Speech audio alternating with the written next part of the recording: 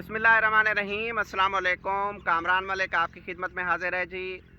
धान के काश्तकारों के लिए बुरी ख़बर इस तरह है कि जी जो हमने मंसूबा साजी की हुई थी दो फसलें लगाने की, एक हाइब्रिड और एक मौसमी फ़सल, और धान के जो काश्तकार हैं उन्होंने एक ट्रेंड बनाया हुआ दो फसलें लेने का।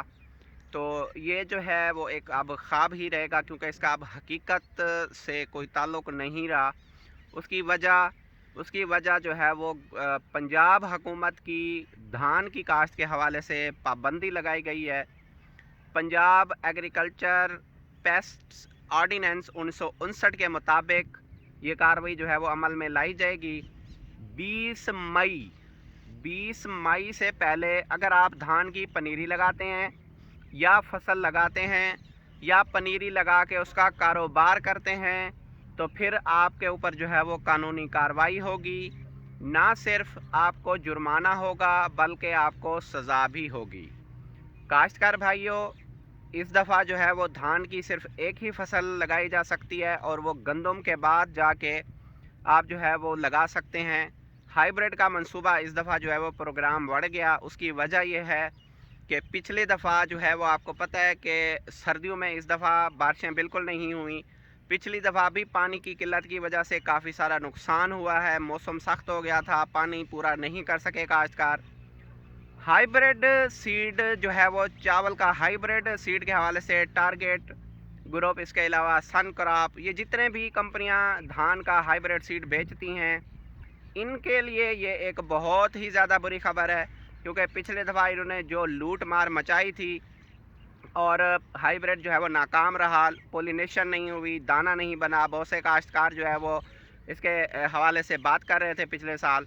तो ये सीड माफिया जो है वो एक तरह से एक्टिव हो गया। एक तरफ से इनके लिए ये एक बुरी खबर भी है। तो हो सकता है कि ये पाबंदी हटवा भी लें, कि पाकिस्तान है, कुछ भी मुमकिन है यहाँ पे, लेकिन बाज़ाहिर गवर्नमेंट जो है वो इस पर एक्शन ले चुकी है। फ़िलहाल जो है वो ये पाबंदी हटाने की कोई ख़बर जो है वो सामने नहीं आ रही।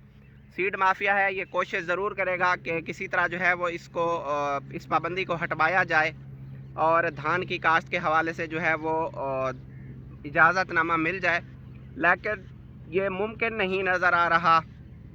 काश्तकारों के लिए तो ये जिस तरह नुकसान है ही है, लेकिन सीड माफिया के लिए जो है ये एक अच्छा कदम मैं समझता हूँ गवर्नमेंट ने जो है वो लिया स्टेप। क्योंकि पिछली दफ़ा हाइब्रिड के नाम पे जो है वो तमाम कंपनियों ने बहुत लूट मार मचाई और कोई एक दो ही हाइब्रिड अच्छे रहे, बाकी तमाम जो है वो हाइब्रिड नाकाम रहा है। उस हवाले से जो है वो ये एक अच्छी खबर है कि किसान जो है वो सीड माफिया से और उनके नाकाम हाइब्रिड से बच जाएंगे जिस तरह पिछली दफ़ा लुटे हैं। लेकिन वजह ये नहीं है, वजह है पानी की कमी। आपको पता है कि जो है वो पिछले साल भी पानी की कमी की वजह से फसलें नाकाम हुई हैं। गर्मी बढ़ गई थी, पानी पूरा नहीं हो पाया, और इस दफ़ा भी जो है वो सर्दियों में पूरे सर्दियां जो है वो बारिशें नहीं लगीं। अभी जाके थोड़ी बहुत जो है वो बारिशें हुई हैं, लेकिन ये नाकाफ़ी बारिशें हैं। इस वजह से जो है वो पानी की किल्लत के सबब ये गवर्नमेंट का स्टेप लिया गया है।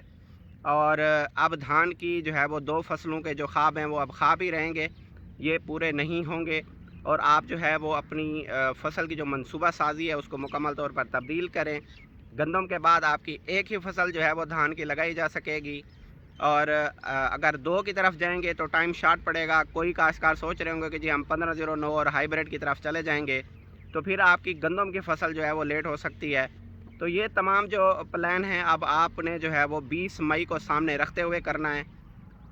20 मई के हवाले से ख़बर ये है कि ना तो आप पनीरी लगा सकते हैं, ना पनीरी लगा के बेच सकते हैं, ना धान की फसल लगा सकते हैं, वरना जो है वो ना सिर्फ आपको सज़ा मिल सकती है, मतलब कैद की सज़ा 2-3 साल, इसके अलावा जो है वो आपको लाखों की रुपए की जो है वो सूरत में जुर्माना भी हो सकता है। काश्तकार भाइयों, अपना ख्याल रखें, अपने इस चैनल का भी। अल्लाह हाफिज़।